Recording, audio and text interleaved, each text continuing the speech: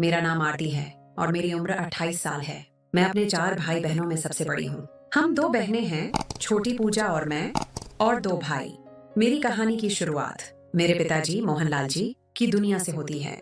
वह एक छोटे से कस्बे वर्तिका नगर की एक पुरानी फैक्ट्री की ऊपरी मंजिल पर स्थित छोटे से फ्लैट में अपनी छोटी मगर प्यार भरी दुनिया को संभाले हुए थे।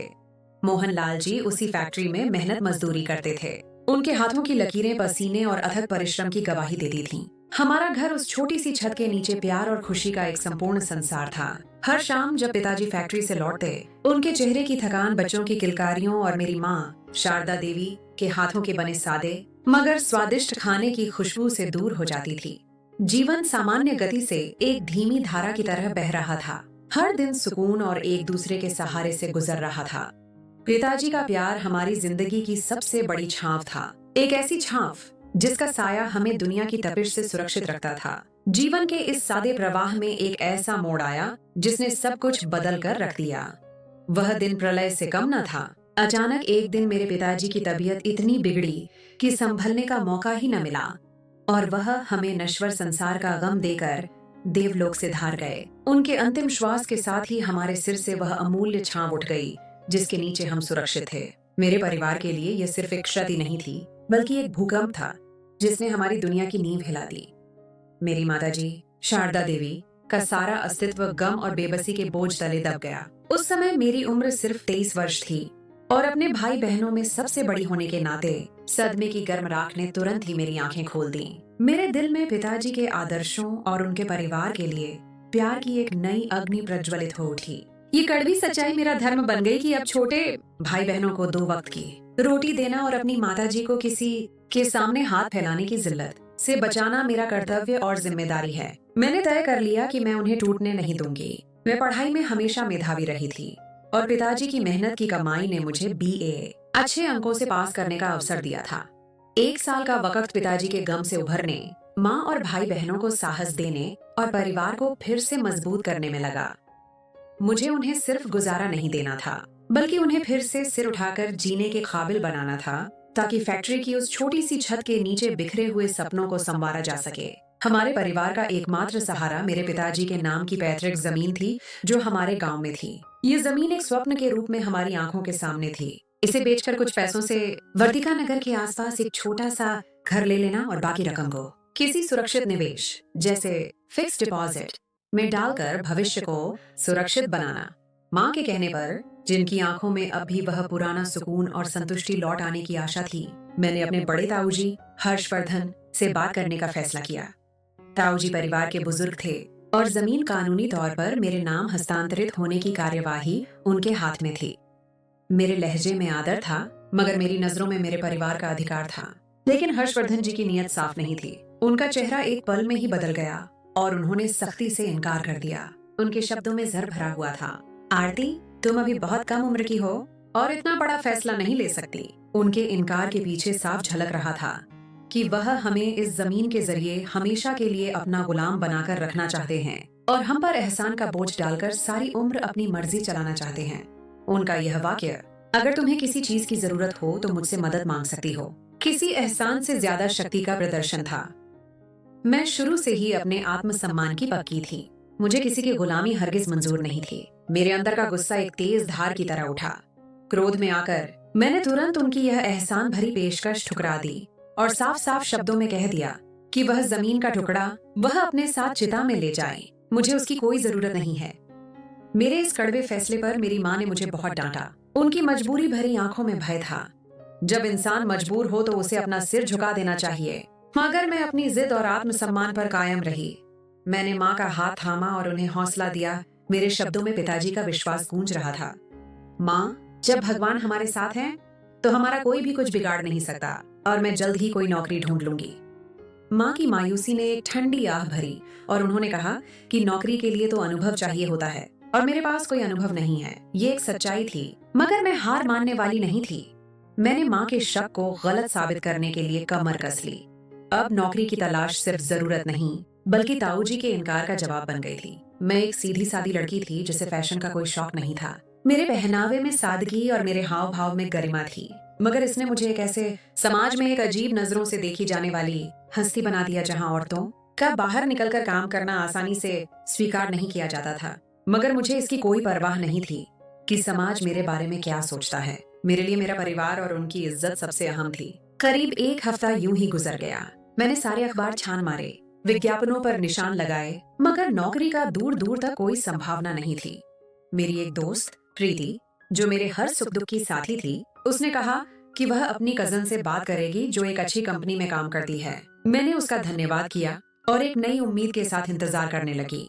कुछ दिन बाद प्रीति ने मुझे एक पता दिया और मैं शहर की एक बड़ी कॉर्पोरेट कंपनी में इंटरव्यू देने चली गई। मेरे होने वाले बॉस का नाम शशिकांत था। दफ्तर के बाहर इंटरव्यू के लिए लड़कियों की एक लंबी कतार लगी हुई थी। मैं भी इस कतार का हिस्सा बन गई और अपनी बारी का इंतजार करने लगी। कतार में ज्यादातर लड़कियां मॉडर्न और फैशनेबल थीं। उनके कीमती कपड़े और श्रृंगार उनके वर्ग की निशानी थे। उनके बीच मेरा सादगी भरा पहनावा और हाव भाव बहुत छोटा लग रहा था। मेरे दिल में एक अजीब सी उलझन और बेचैनी थी कि मैं बॉस के मानदंड पर खरी उतरूंगी या नहीं। मेरी बारी आई और मैं बॉस के आलीशान केबिन में दाखिल हुई। बॉस शशिकांत एक उच्च वर्ग का व्यक्ति था। उसके बैठने के ढंग और उसकी आंखों की चमक में अहंकार और धन का प्रदर्शन था। उसने मुझे बैठने का इशारा किया। मैंने अपनी फाइल उसके सामने रखी।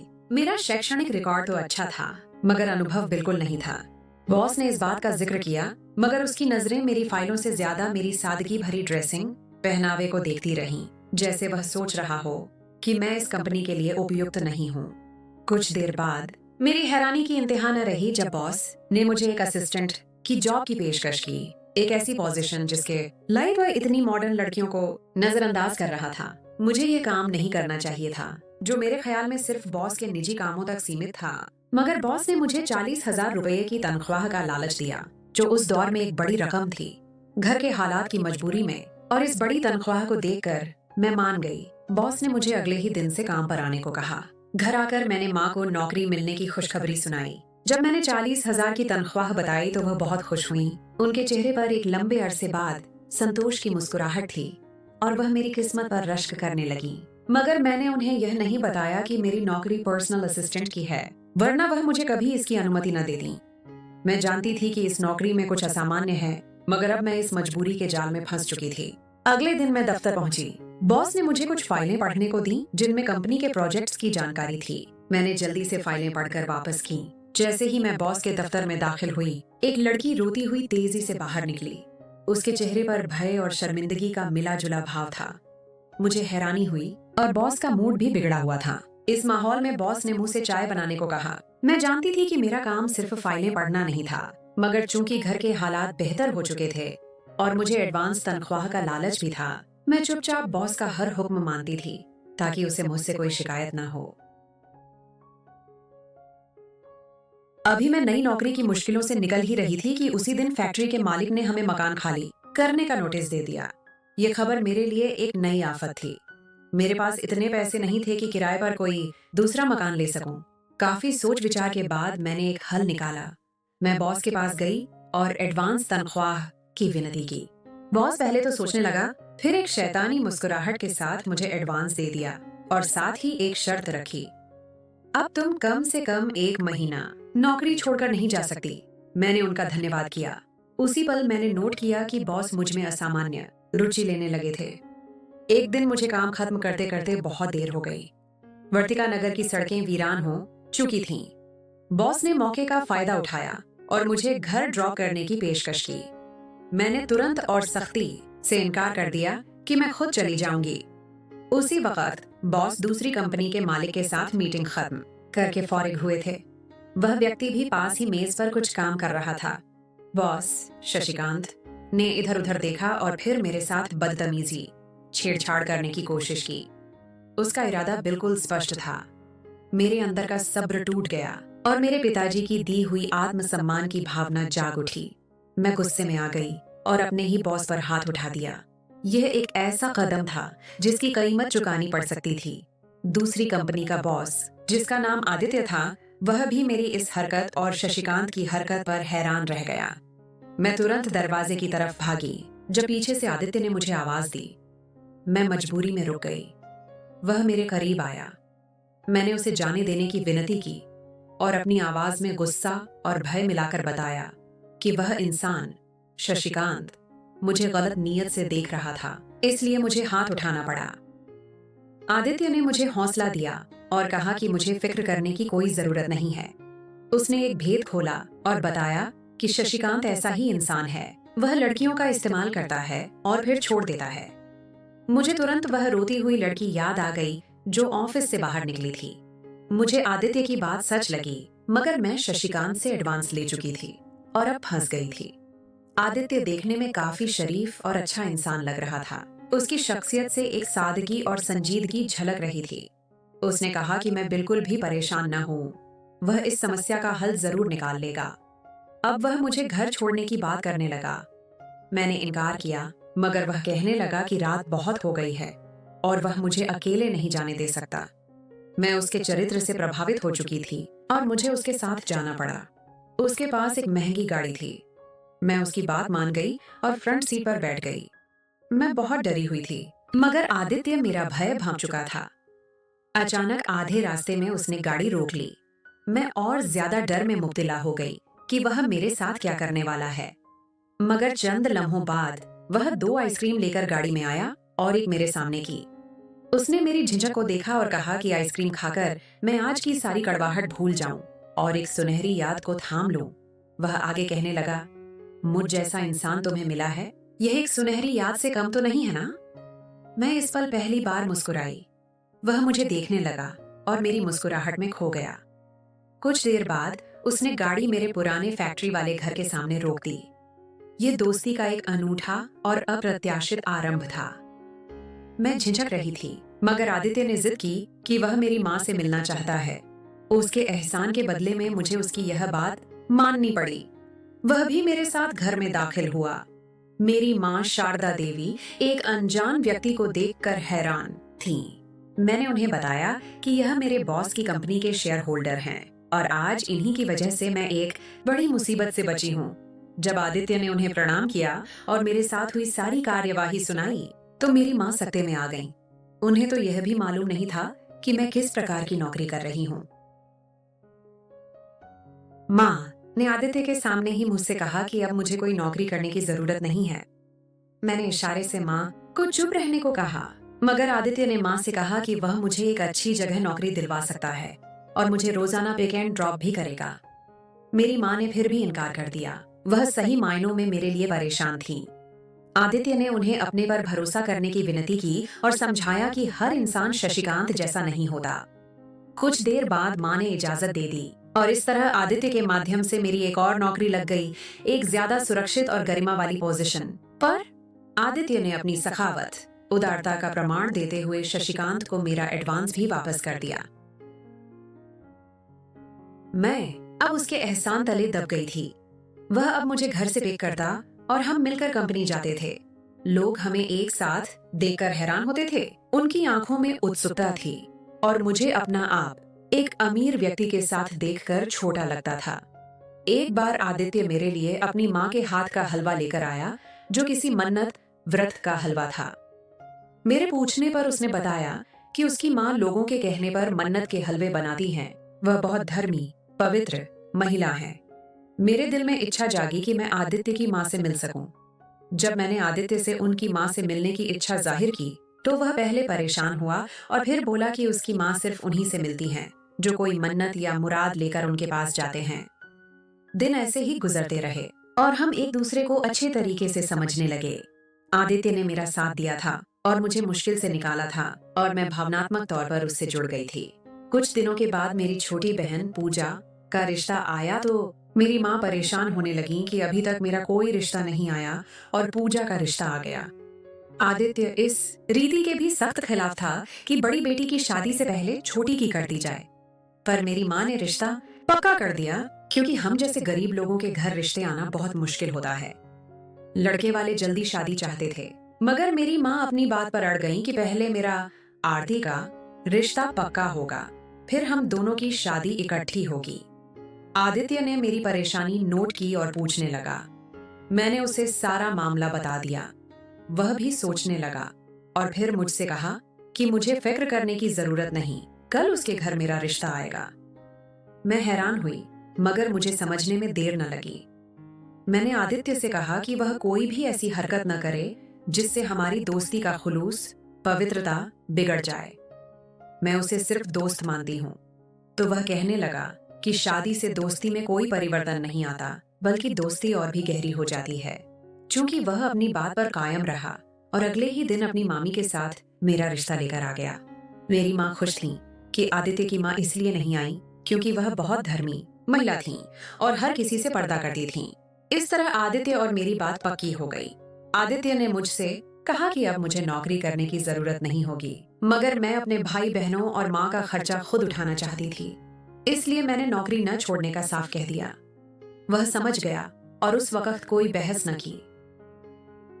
कुछ अरसे मेरी और मेरी बहन की शादी की तैयारियां चलती रहीं और उसके बाद हम दोनों की शादी हो गई और हम अपने अपने ससुराल चले गए।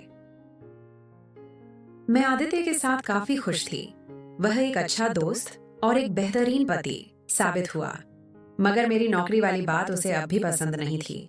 वह मुझसे कहने लगा कि वह मेरी माँ और बाकी घर का खर्चा खुद उठाएगा, इसलिए मुझे नौकरी छोड़ देनी चाहिए। मैं अपने पति का मन खराब नहीं करना चाहती थी, इसलिए मैंने उसकी बात मान ली और नौकरी छोड़ दी।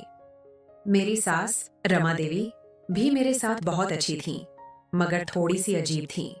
वह हर रोज हलवा बनाया करती थी और लोगों में प्रसाद के तौर पर वितरित करती थी। लोग मेरी सास के पास मन्नतें लेकर आते थे। निसंतान व्यक्ति संतान की इच्छा करता। मेरी सास अपनी इस धर्मपरायणता के बावजूद साफ सफाई का बिल्कुल भी ख्याल नहीं रखती थी।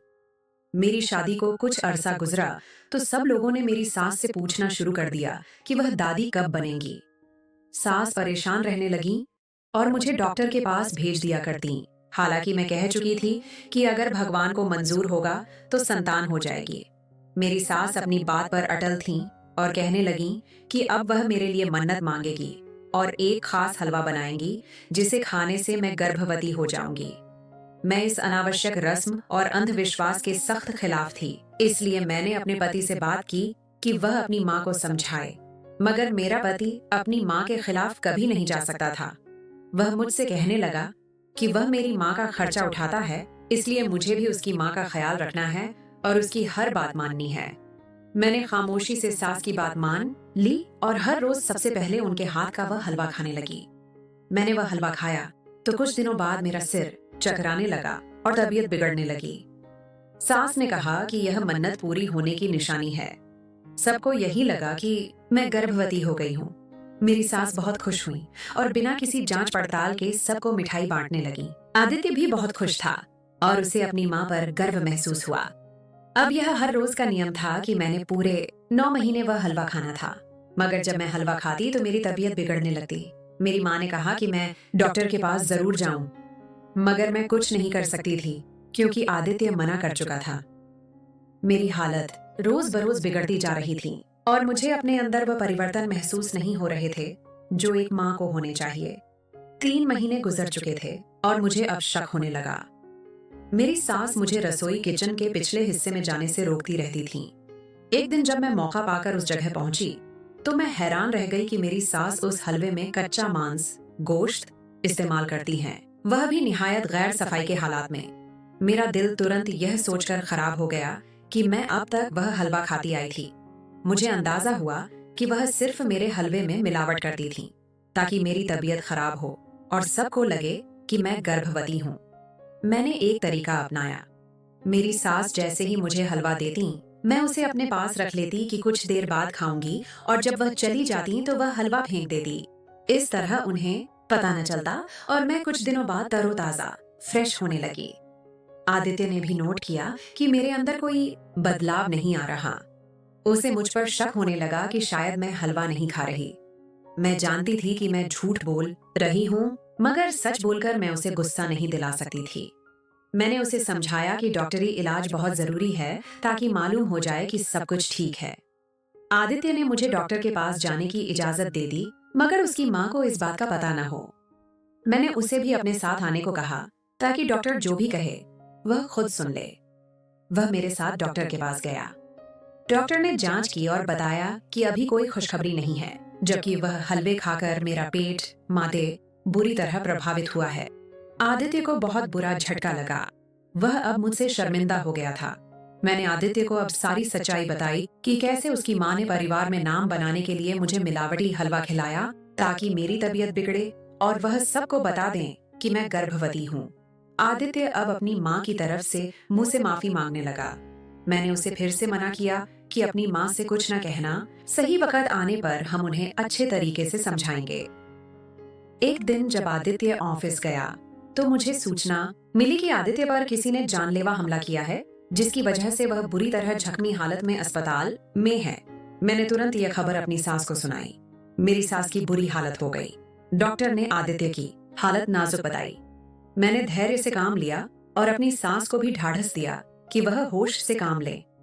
मेरी सास को मेरा यह साहस भरा रवैया बहुत पसंद आया और उन्हें अपने किए पर शर्मिंदगी होने लगी। कुछ देर बाद आदित्य को होश आ गया।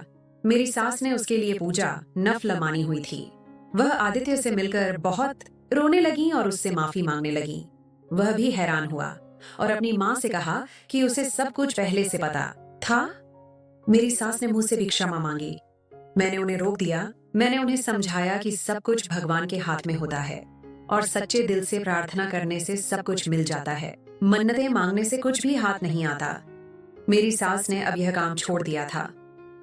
मुझे शशिकांत पर शक था क्योंकि वही मुझसे बदला लेने के लिए इस हद तक गिर सकता था कि किसी की जान ले ले।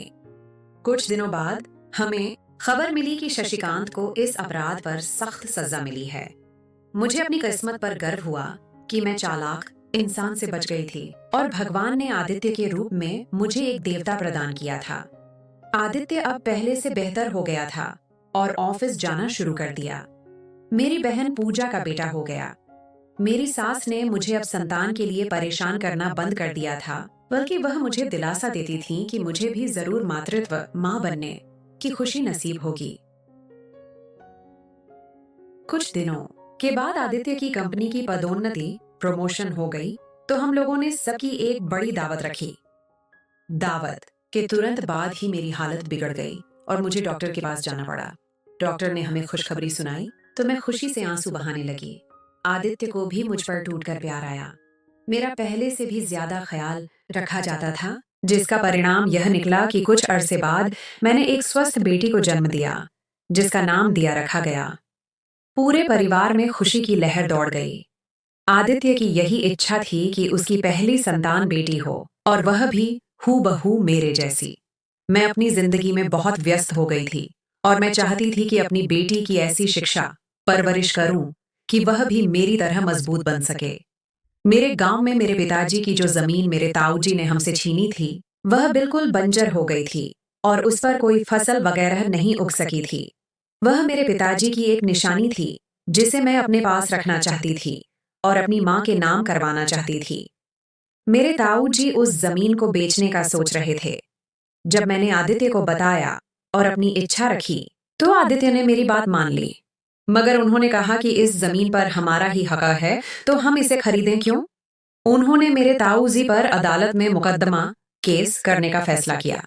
आदित्य ने कहा कि जीत हमेशा धर्म और सच्चाई की होती है।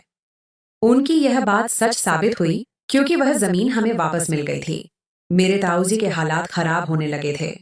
तब वह मुझसे माफी मांगने लगे और मैंने उन्हें माफ कर दिया। सच्चाई और धर्म हमेशा जीतते हैं। यह कहानी सिर्फ मेरी संघर्ष की नहीं, बल्कि सच्चाई और प्रेम की शक्ति की अभिव्यक्ति है